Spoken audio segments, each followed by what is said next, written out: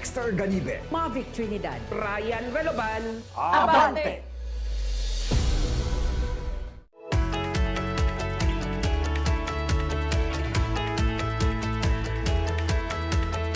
Sa mahabang panahon, kayo ay kasama. Lalong tumibay ang ating pagsasama. Ang boses ko na inyong pinagkakatiwalaan sa inyong mga tahanan ng ilang dekada. Ang tiwala na magiging gabay namin para maghatid ng balita at serbisyo. Isang karangalan na kami pa rin ang inyong kasangga, si Paring Ray Langit. JR Langit po. Kasangga mo ang langit, abante ang best. Laging alalahanin sa anumang laban, kasangga mo ang langit. Kasama rin ang inyong kasangga, JR Langit. Kasangga mo ang langit. Lunes hanggang Biyernes, alas 9 hanggang alas 10:30 ng umaga. Abante ang best. Una sa balita, entertainment, sports, tulong.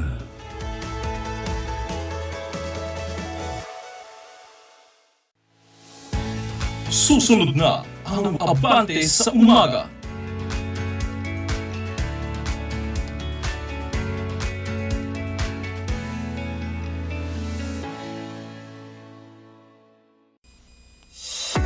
Good news mga kaabante dahil ang inyong number one tabloid, di lang radyo, TV pa.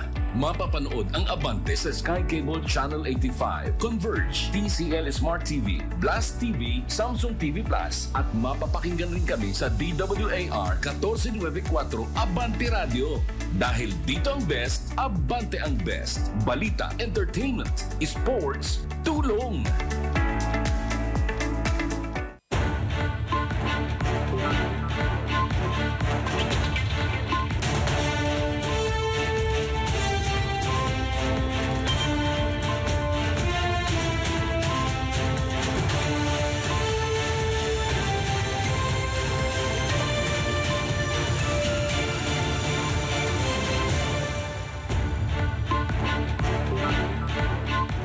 Araw ng Huwebes, January 8, 2026. Para sa Abante sa Umaga, ako ang inyong kaabante sa pangalan ni Francis Polve, Benji Alejandro.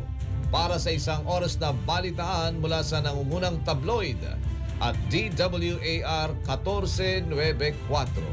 Abante, unas sa balita, entertainment, sports at tulong.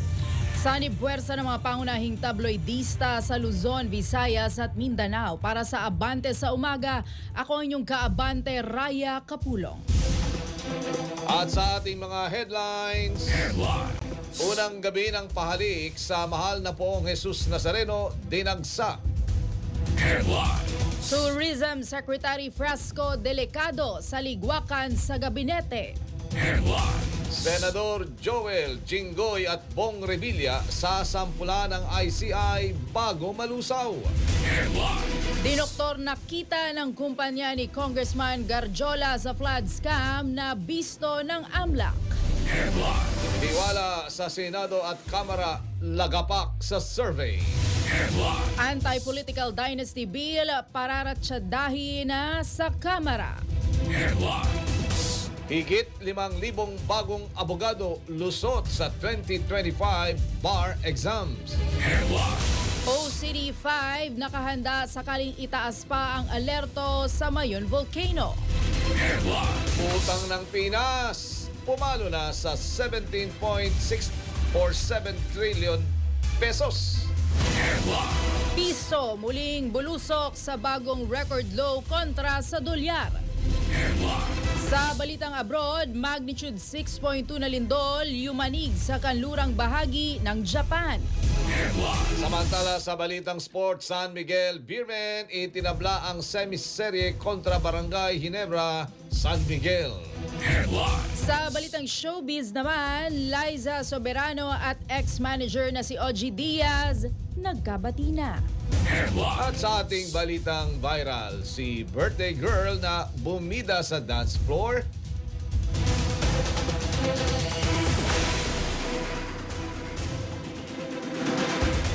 Sa pagpapatuloy po ng mga balita, hindi na dadaan sa mga pasaring pagpapa-interview sa media at paghahamon ng debate ang pagsugpo sa korupsyon. Reaksyon ito ng Malacanang sa mga pahayag ni dating Ilocos Sur Governor Chavit Singson na handa siyang ilantad sa publiko ang hawak niyang mga ebidensya at tungkol sa mga ghost projects sa Iloilo. Sa programang Agenda sa Billionaire News Channel, sinabi ni Palace Press Officer Yusek Claire Castro na kung totoong nais isulong ni Singson ang good governance, dapat idiretso niya ang hawak ng mga ebidensya sa tamang ahensya ng gobyerno at isampa ang mga kaso. Ayon pa kay Castro, walang panahon si Pangulong Marcos para kumasa sa debate. Istina ni hamon ni Singson dahil abala ito sa pagtatrabaho upang maiangat ang pamumuhay ng mga bawat Pilipino. Kung totoo naman po na for good governance si Chavit Singson, bakit hindi na lang po niya hayaang makumpleto ang kanyang ebidensya at isampa niya po sa tamang ahensya ng gobyerno ang mga reklamo po niya? Hindi po nadadaan sa media, hindi nadadaan sa mga pasaring ang pagsugpo sa issue ng korupsyon. So mas maganda po yan kung kumpleto ang kanyang mga ebidensya, isampa niya na po yung kaso. Yan ang pahayag ni Palace Press Officer Yusek Claire Castro. Inihayag ni Senador Amy Marcos na sa Pebrero 6 inaasahang ihahain ang panibagong impeachment complaint laban kay Vice President Sara Duterte. Una ng kwestiyon ni Marcos ang 2026 national budget na inilarawan niyang giniling dahil inilaan ito sa iba't ibang forma ng ayuda at infrastructure projects na maaaring konektado sa layuning politikal kasama ang impeachment kay Duterte. Kwestiyon niya kung bakit naglaan ang malaking pondo para sa financial aid programs kabilang ang assistance to individuals in crisis situations. Gayon din ang napakaraming farm to market road. Samantala, may ilang senador at mga kongresista ang makakasuhan sa nakuhang kickback umano sa maanumalyang flood control projects sa Enero 15. Ayon naman yan kay Senadora Amy Marcos. Kabilang dito sina Senador Jinggoy Estrada, Senador Joel Villanueva, na pawang kasama ni Marcos sa Senate Minority Group, at dating Senador Ramon Bong Revilla Jr. Maliban din dyan, nasagap din ni Marcos na kasama sa makakasuhan ang ilang kongresista, kabilang si Construction Workers Solidarity Party List Representative Edwin Garjola, Benguet Representative Eric Yap at kapatid nitong si ACT-CIS Representative Edvic Yap. Nabalitaan din ng senadora sa Pebrero 1 ay bubawagin na ang Independent Commission for Infrastructure na siyang nag-iimbestiga sa maanumalyang flood control projects. Napag-alaman din ni Marcos na wala umanong direktang ebidensya ang mag-uugnay kina Senador Francis Chis Escudero, dating Senador Nancy Binay, dating Senador Grace Poe at Senador Mark Villar. Kabilang sa namumurong si Bakin umano sa pwesto si Department of Tourism o DOT Secretary Cristina Frasco dahil sa magastos ngunit mahinang pamamalakad nito sa turismo ng bansa. Ayon sa scooper ng politiko, seryoso umanong kinukonsidera ni Pangulong Ferdinand Marcos Jr. ang pagpapalit sa liderato ng DOT dahil sa nakadidismayang performance ng ahensya sa sektor ng turismo na hindi makasabay sa mga karatig bansa, pero bilyon-bilyong piso ang ibinubuhos para sa mga infrastruktura at promotional campaign. Una lang iniulat ng politiko na may nakaambang balasahan sa gabinete ni Pangulong Marcos dahil sa mahinang trust at approval rating sa kanyang administrasyon. Sa datos ng DOT, nagtala umano na ang Pilipinas ng 5.235 million foreign arrivals mula Enero hanggang Nobyembre 2025. Mas mababa ito ng kaunti kumpara sa 5.35 million na turista na dumating sa bansa sa parehong panahon noong 2024. Kabaliktaran umano ito sa iba pang Southeast Asian destinations. Ayon pa sa ulat ng politiko, binatikos din ng mga kritiko ang diskarte ni Frasco sa DOT dahil napuna nila na tila mas bida pa umano ito sa mga promotional material kaysa sa mga tourism destinations sa bansa. Sa ngayon ay pinag-iisipan umano ng Malacanang na ipahayag ipahawak ang DOT sa isang corporate executive na mas pagtutuunan ang disiplina at resulta kaysa pagpapaganda lang ng imahe. Samantala, tila living up to his title bilang top contractor si Edwin Guardiola. Ang halaga ng recorded transaction sa bank account na konektado sa kanya ay umabot lang naman sa halos 480 billion pesos. Ang detalye sa umaabanting exclusive report ni BNC reporter Joas Malimpan. Aabot sa halos kalahating trilyong piso ang recorded transactions sa bank accounts na konektado kay Construction Workers Solidarity o CWS Party List Representative Edwin Guardiola sa loob ng mahigit isang dekada. Ayon yan sa naging investigasyon ng Anti-Money Laundering Council o AMLAC. Base sa freeze order petition na pinaboran ng Court of Appeals, frozen na mula December 18, 2025 hanggang ngayong araw, January 7, 2026, ang 756 bank accounts na nakapangalan sa Newington Builders, 325 accounts na nakapangalan sa S.Ang Construction and General Trading, 57 accounts na nakapangalan sa Laurel Development Corporation at 55 accounts na direktang nakapangalan kay Guardiola. Ayon sa petisyon, may probable cause para sabihing related to an unlawful activity ang mga natukoy na bank accounts. Kung hihimayin ng investigasyon ng AMLAC, pinakamalaking bulto ng umano'y transactions na ito ay naitala mula nang maupo sa Kongreso si Guardiola. Mahigit 60% ng transactions o katumbas ng approximately 289.7 billion pesos ang dumaan sa mga bank account ni Guardiola at kanilang mga kumpanya sa pamamagitan ng cash and check deposits at cash inflows and outflows mula 2022 hanggang 2025.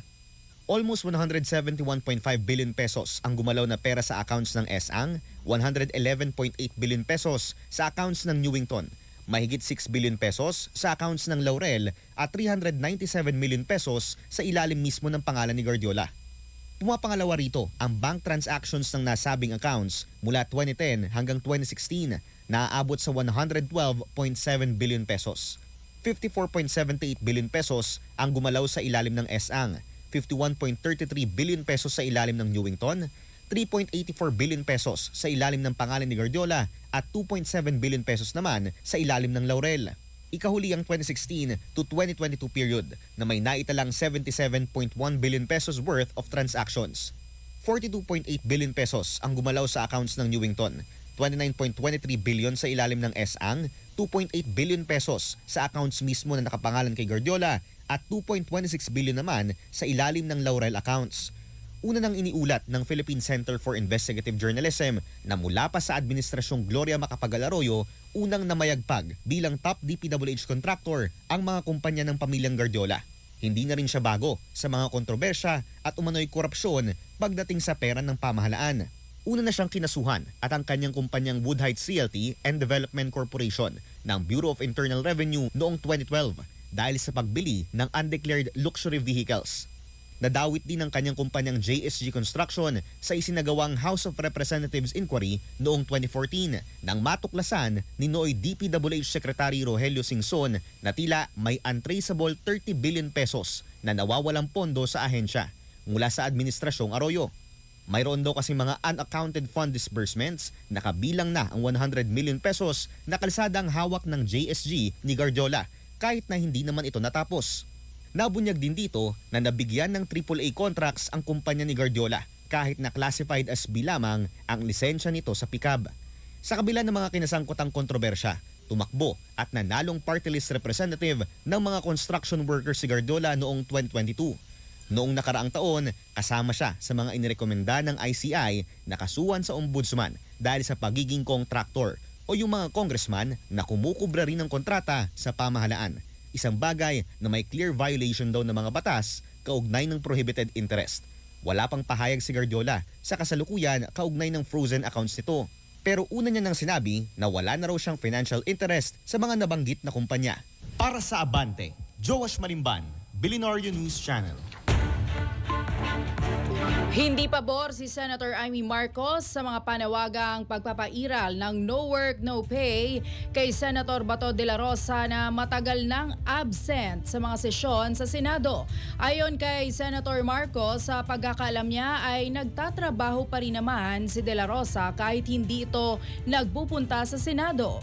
Sinabi ng senadora na hindi naman tama na hindi ito pasweldohin. Simula November 2025 ay hindi na nakita sa Senate session si De La Rosa. Kasunod ito ng anunsyo ni Ombudsman Boying Rimulya na may warrant of arrest na ang ICC laban sa senador.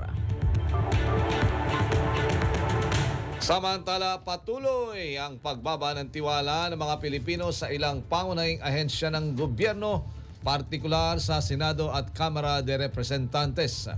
Ayon sa resulta ng Pahayag 2025 End of the Year Survey. Ipinakita sa survey na habang nananatiling stable ang approval rating ng karamihan sa mga ahensya ng gobyerno, marami pa rin ang nakaranas ng malaking pagbaba ng tiwala ng publiko. Kabilang dito ang mga ahensyang may kinalaman sa baha, mataas na presyo ng bilihin, transportasyon, katiwalian at pamamahala ng ekonomiya. Kabilang sa mga bumagsak ang Senado na mula 28% ay bumaba sa 24% ang approval at ang House of Representatives na mula 21% ay bumaba sa 20%. Bumaba rin ang tiwala sa Department of Health 49 to 44%. Department of Trade and Industry 42% to 34%. Department of Transportation 42% to 37%. Department of Agrarian Reform 38% to 35%. Department of Finance at DepDep o dating NEDA 35 to 31%. Sa gitna naman ng mga kinasangkutang flood control scandal, ang Department of Public Works and Highways ang nag-iisang ahensyang nakapagtala ng pag-angat sa tiwala at approval ng publiko. Umakyat ang approval rating nito mula 12% patungong 16%, habang tumaas din ang trust rating mula 8% hanggang 10%. Sa sentro ang deliberasyon sa panukalang Anti-Political Dynasty Bill sa pagtukoy kung kailan masasabing mayroon ng dinastiya sa mga elective positions. Magsisimula nga gumulong ang deliberasyon sa panukalang batas sa January 27. Ayon kay House Committee on Suffrage and Electoral Reforms Chair Representative Zia Alonto Adjong, bibigyang definisyon ang dynasty sa mga elective positions mula sa local posts hanggang sa Kongreso at maging hanggang sa presidency. Aminado naman si Adjong sa mga hamon na kakaharapin lalo at kailangan ding aralin ang mga nauna ng Supreme Court rulings.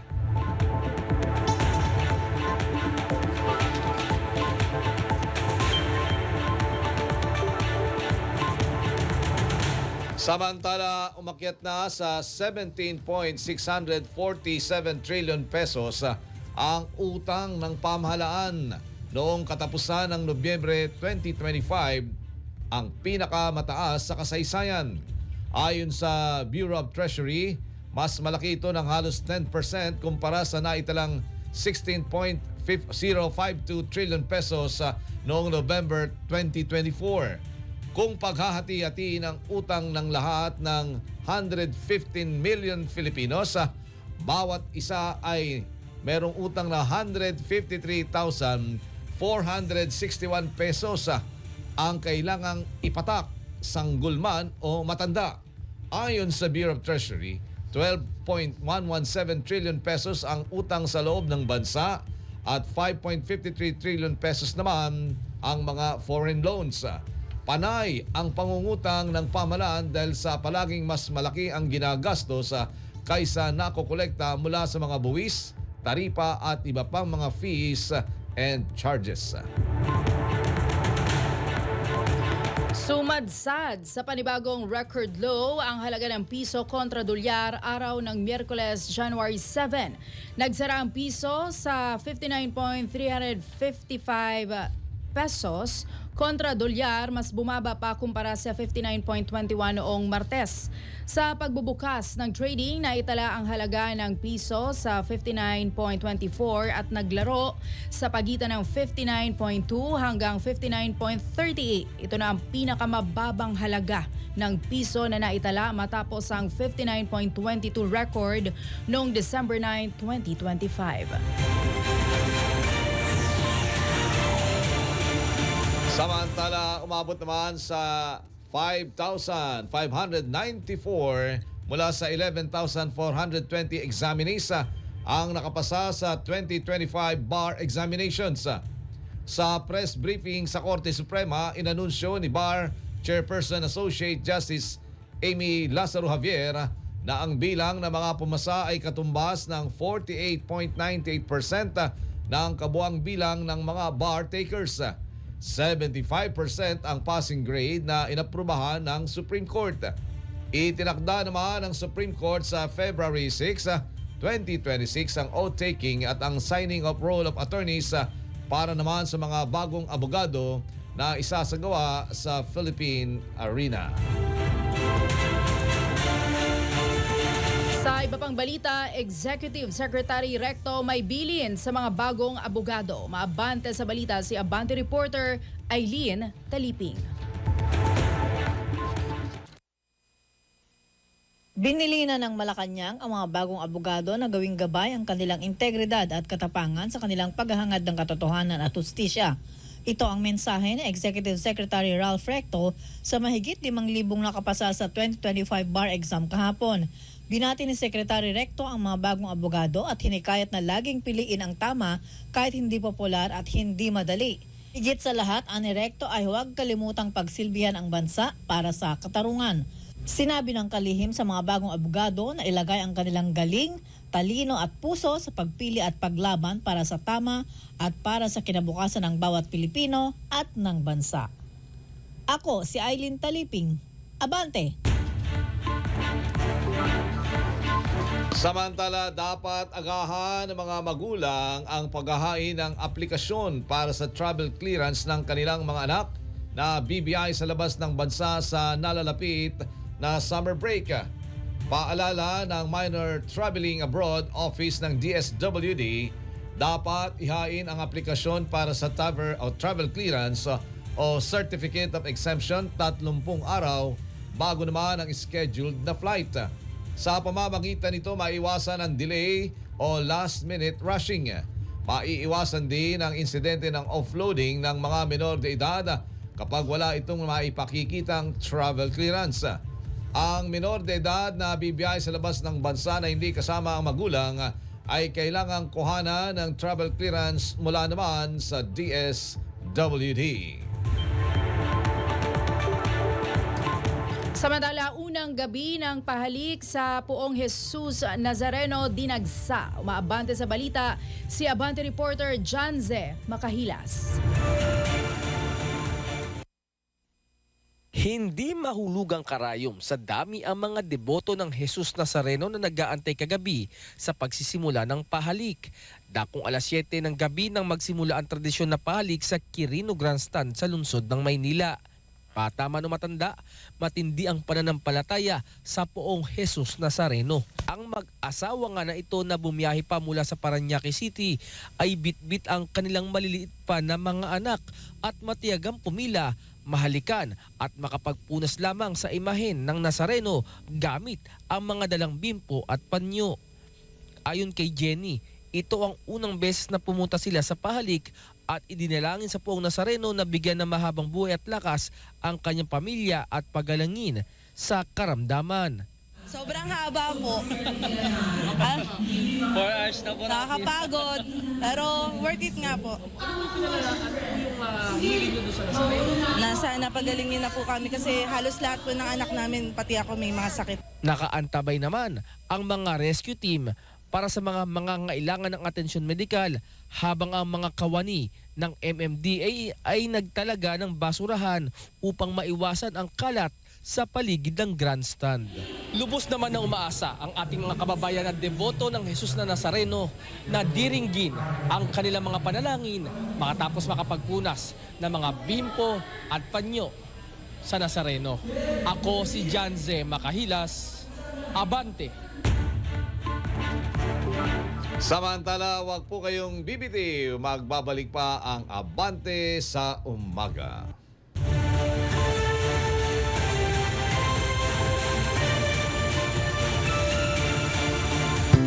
Pistang puno ng kulay, saya at tradisyong kakaiba. Mga kaabante, biniray na! Tuwing Enero, hindi lang mga tao ang may OOTD. Pati bangka, naka-dress up. Astig! Hindi ordinary. Tradisyong may kwento, tradisyong may puso.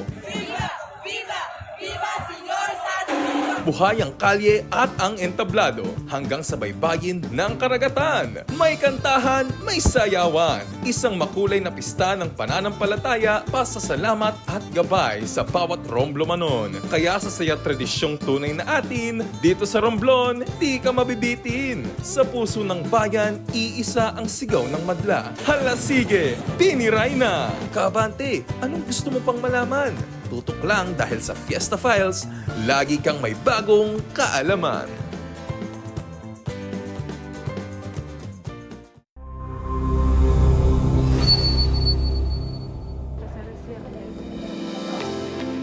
Naibalik na sa Peru ang mahigit 300 artifacts mula sa mga kolektor sa iba't ibang panig ng daigdig.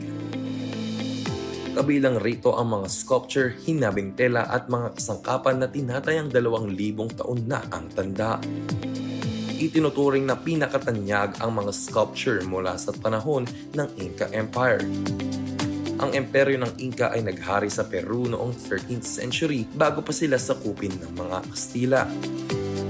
Ayon sa Foreign Ministry ng Peru, katubang nila ang US Department of Homeland Security at Sherman Police para sa recovery ng mga artifacts. Naipuslit umano palabas ng Peru ang mga artifacts dahil sa talamak na illegal trafficking.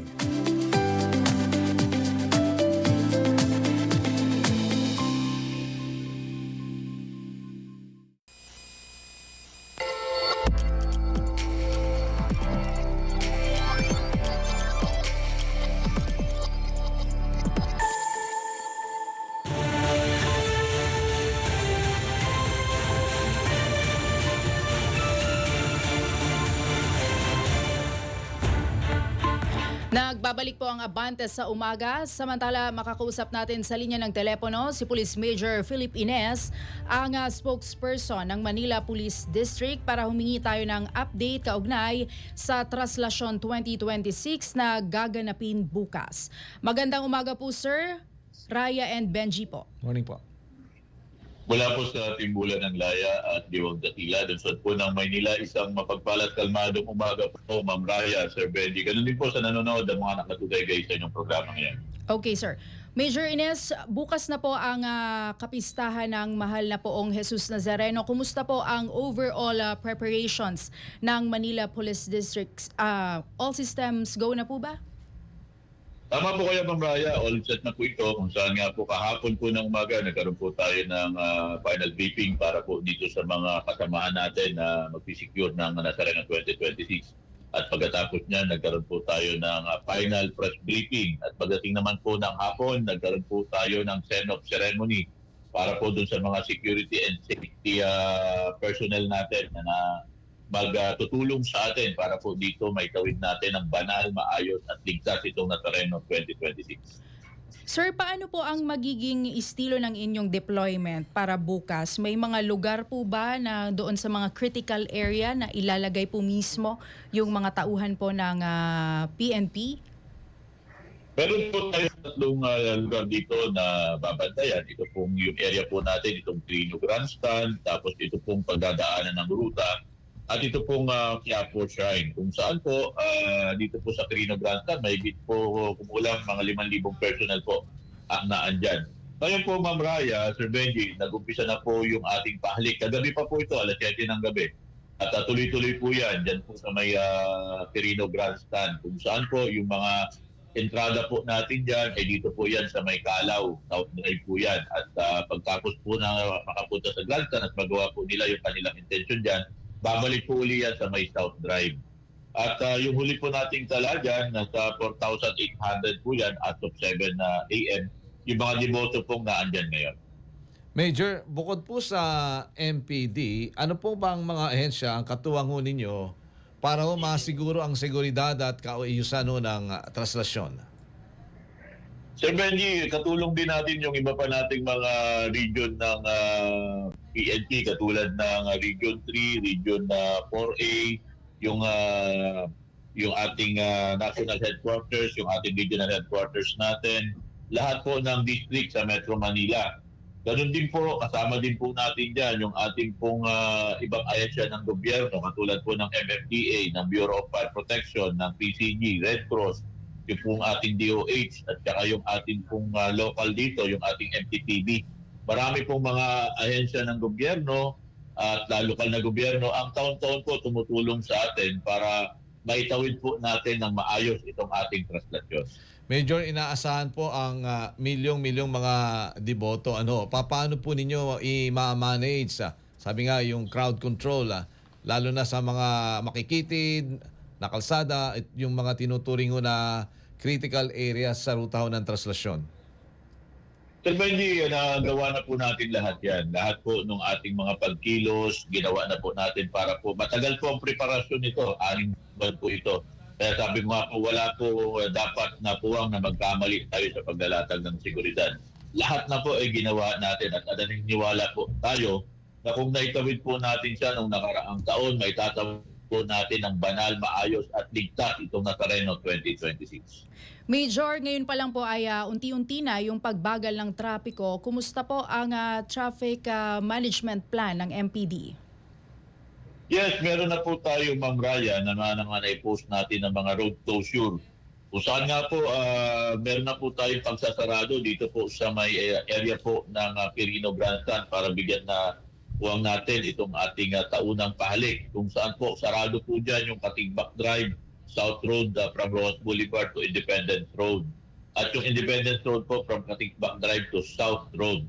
Ganun din po, mamayang 9 po ng gabi para naman bigyan po natin ng daan ito pong ating Nazareno procession. Magkakaroon din po tayo ng mga pagkasarado ng kalsada.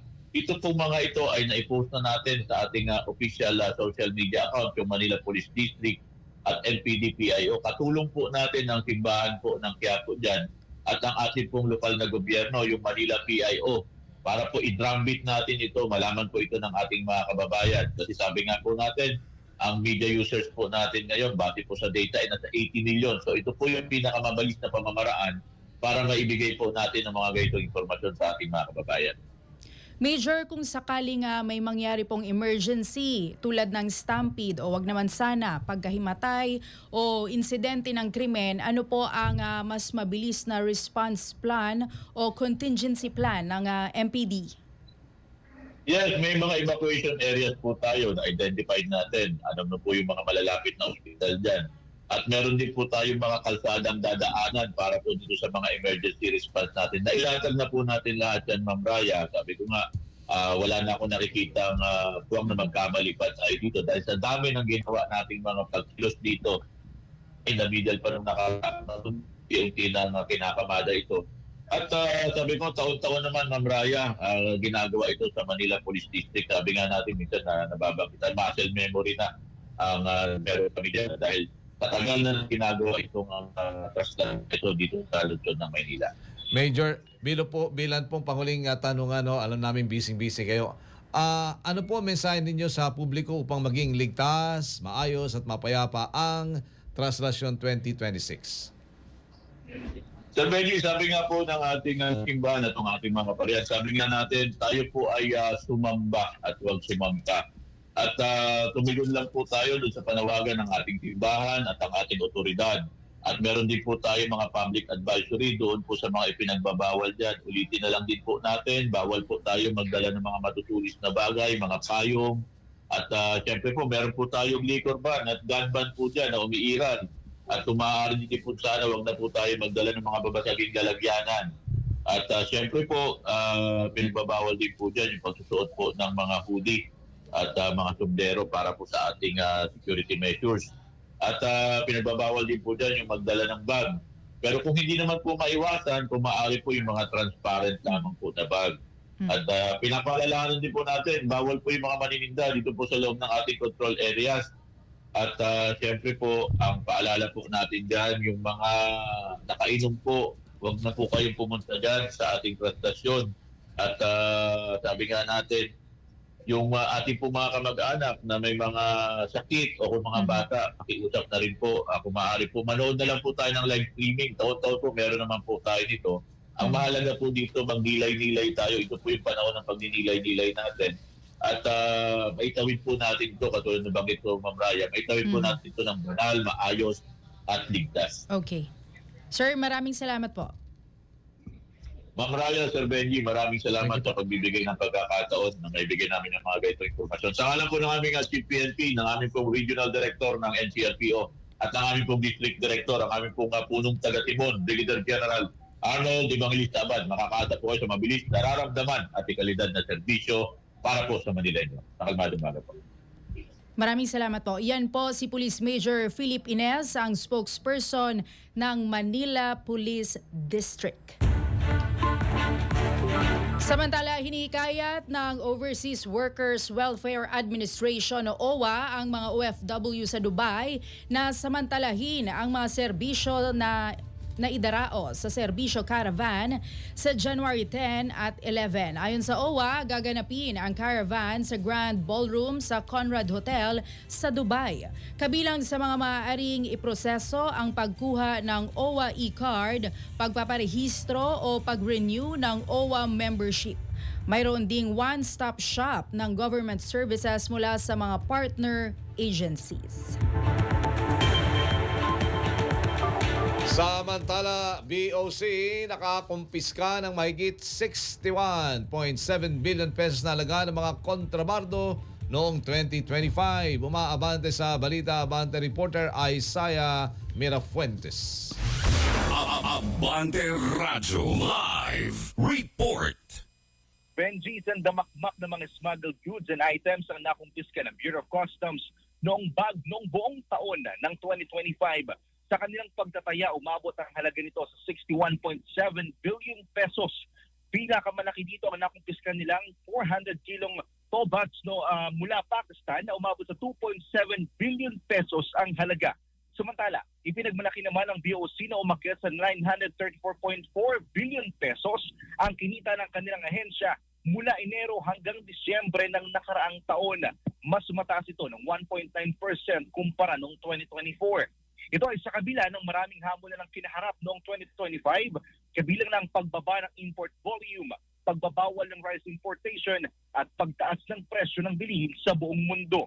Samantala, nanindigan ng BOC na nanatili sila sa kanilang mandato na bantayan ang mga produktong pumapasok sa bansa. Ako, si Isaiah Mirafuentes, Abante. Samantala, OCD5 nakahanda sakaling itaas pa ang alerto sa Mayon Volcano. Umaabante sa balita si Abante reporter Dexter Ganibe. Umabot na sa 964 na pamilya o higit 3,500 na individual ang bilang ng mga nilikas na residente sa Albay dahil sa patuloy na pag-alboroto ng Bulkang Mayon.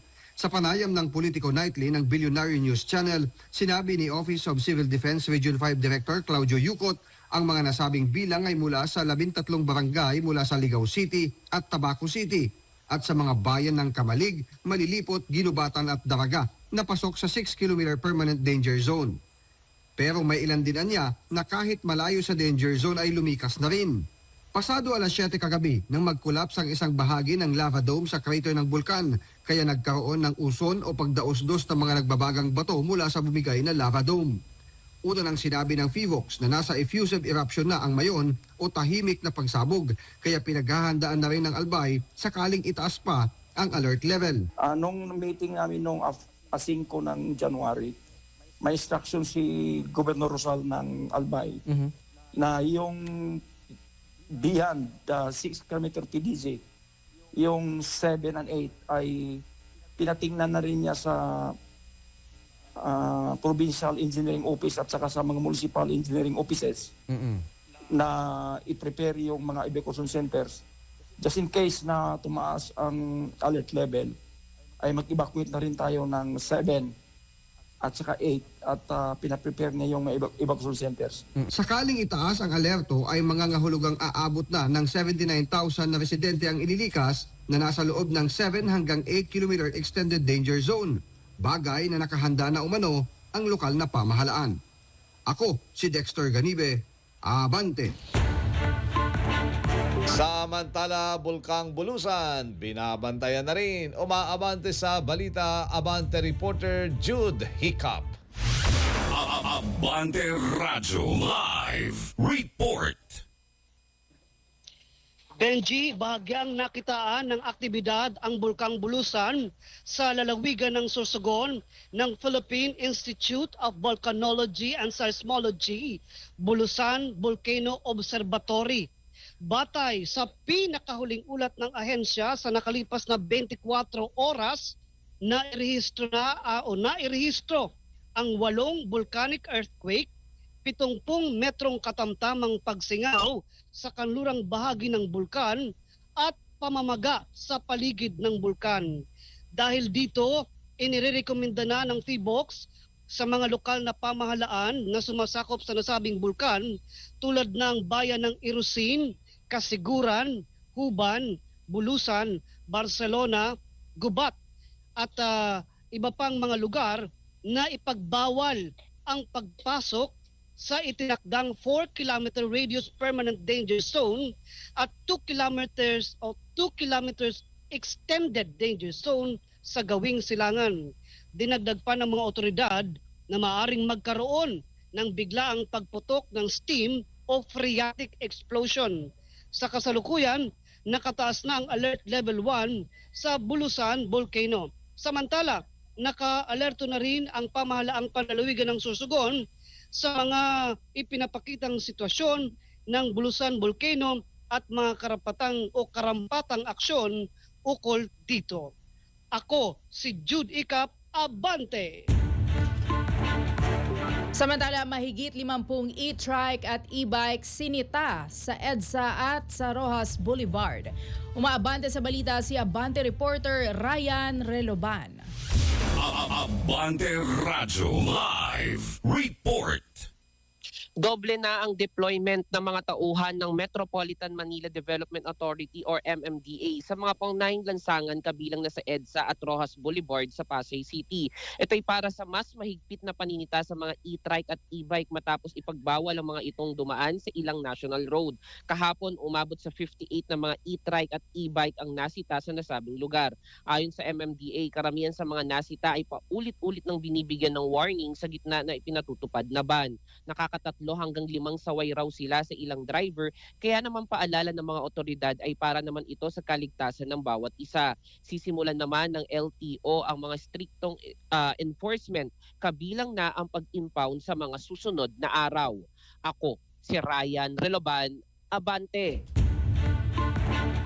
Samantala, 9 na sasakyan inararo ng truck sa Bislig City, 5 dedo. Umaabante sa balita, Abante reporter June Mendoza. 5 katao ang naiulat na nasawi matapos araruhin ng isang delivery truck ang 9 na sasakyan sa kahabaan ng kilometer 3 sakop ng Barangay Tabon sa lungsod ng Bislig noong Martes. Sa ulat ng Bislig City Police Office nitong Miyerkules, galing umano ng Tagum City ang nabanggit na truck at papasok ng lungsod nang mawalan ito ng preno sa pakurbadang bahagi ng highway dakong alas 12 ng tanghali. Sa ibinahaging CCTV footage ng mga otoridad, makikita ang mabilis na takbo ng truck bago nahagip ang mga kasalubong na sasakyan hanggang tumaob ito sa gilid ng kalsada. Ayon sa mga otoridad, kabilang sa mga nasawi ang mismong driver ng truck na kinilalang si Ronald Chato Albinita, residente ng Tagum City sa lalawigan ng Davao del Norte. Nagpapatuloy pa sa ngayon ang investigasyon ng mga otoridad kaugnay sa madugong insidente. Ito si June Mendoza, Abante! Samantala, magbabalik ang Abante sa umaga matapos ang ilang paalala.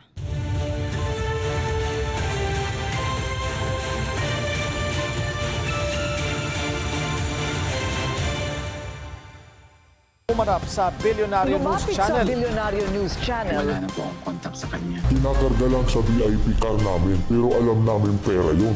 What happens to that 60 billion? Where is that supposed to go? Ano bang ginagawa ng Ombudsman before? Aprobado na ang proposed national budget for 2026. You think it's going to happen during this administration or for next? Makipia agabi na imbag na rabii, maya pabengi. Simulan na natin ang agenda. Mga kaabante, sa paparating January 9, narito ang ruta ng Trastasyon. Magsisimula sa Quirino Grandstand at tatagal ang paglalakbay ng mahigit 20 oras. Depende sa dami ng deboto at sitwasyon ng ruta. Alamin ang oras ng galaw, alternatibong ruta at paalala sa kaligtasan.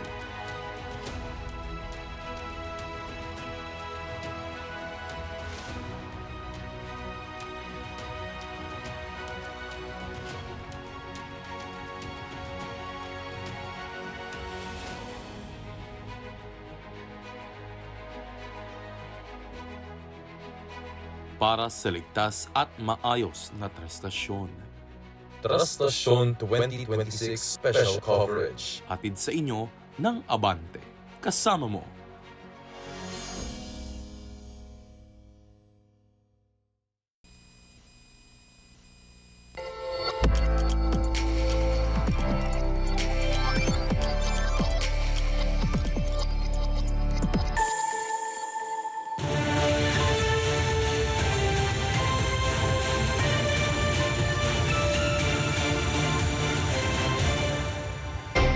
Mga ganap sa labas ng Pinas, Balitang Abroad. Niyanig ng magnitude 6.2 na lindol ang kanlurang rehiyon ng Chugoku sa Japan na sinundan ng serye ng malalakas na aftershocks ayon sa Japan Meteorological Agency. Ayon sa ahensya, ang epicenter ng lindol ay naitala sa silangang bahagi ng Shimane Prefecture at umabot ito sa seismic intensity na upper 5 sa 1 hanggang 7 sukat na ginagamit sa Japan. Nilinaw ng JMA na wala namang banta ng tsunami kasunod ng pagyanig. Kinumpirma rin ng Japan's Nuclear Regulation Authority na wala itong natukoy na anumang irregularidad o pinsala sa mga nuclear facilities sa mga apektadong lugar. Bilang pag-iingat, pansamantalang sinuspinde ng West Japan Railway ang operasyon ng Shinkansen bullet train sa pagitan ng Osaka at Hakata upang masuri ang kaligtasan ng mga riles at pasilidad.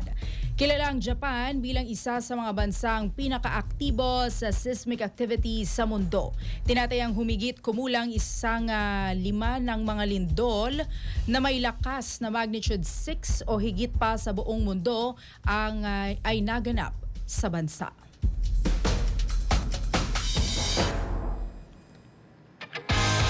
Palakasang pangmalakasan. Balitang Sports.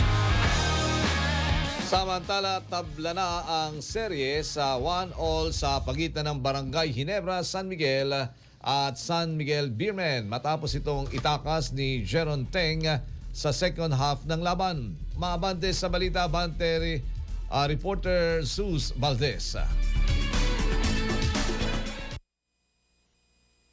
Sumandalang San Miguel Beermen sa malakas na abante sa second half upang itabla ang serye matapos italang 93-84 na panalo kontra Barangay Ginebra San Miguel sa Game 2 ng PBA Season 50 Philippine Cup Semifinals kagabi sa Smart Araneta Coliseum. Matapos kapusin sa suporta sa opener, dumating ang kinakailangang tulong ng Beermen na nagsilbing mitya ng matinding run sa ikatlong quarter at tuluyang nagbaliktad ng momentum pabor sa defending champion. Sina Don Trolliano at Jericho Cruz ang nagpasimula ng pag-abante ng San Miguel bago tuluyang kontrolin ni Jeron Teng ang laro sa fourth quarter upang selyuhan ang panalo. Pinangunahan ni Teng ang bench production ng bench sa 13 points at 11 dito sa uling yugto kasama ang 5 rebounds at 3 assists upang mapiling player of the game. Nagambag si Trolliano ng 12 points at 5 rebounds habang may 11 points si Cruz para mas maging balanse ang opensa ng San Miguel.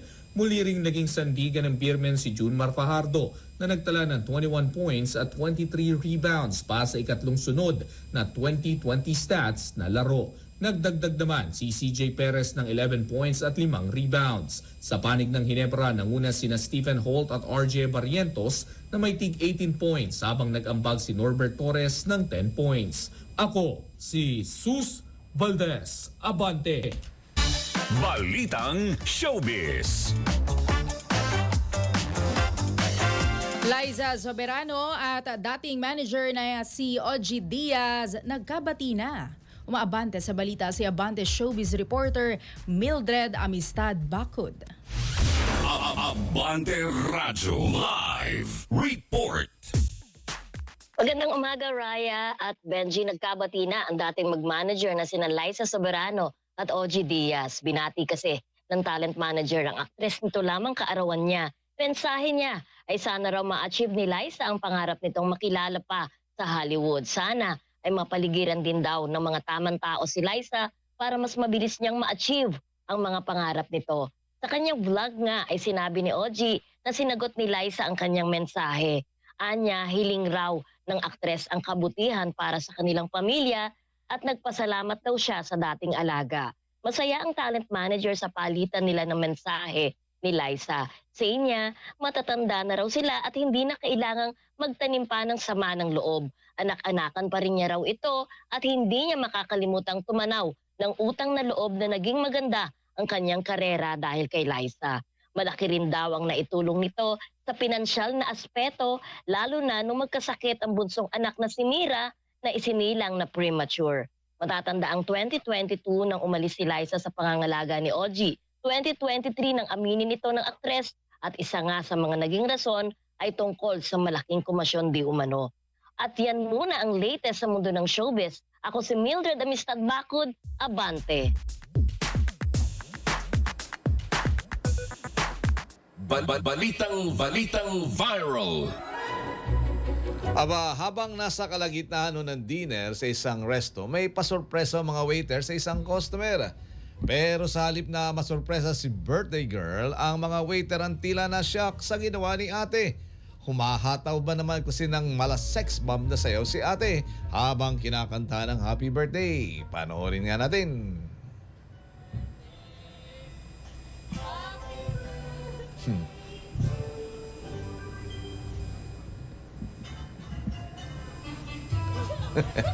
Ginagawa na yung cake. Katawa nga. Happy birthday nga. Happy birthday nga. Mukhang happy siya. Yan ho ang kabuuan ng Abante sa umaga ngayong araw ng Huwebes, January 8, 2026. Sa ngalan ng buong puwersa ng DWAR Abante Radyo, ako ang inyong kaabante, Raya Kapulong. At ako naman ang inyong kaabante sa pangalan ni Francis Polbe, Benji Alejandro, para sa Abante sa umaga.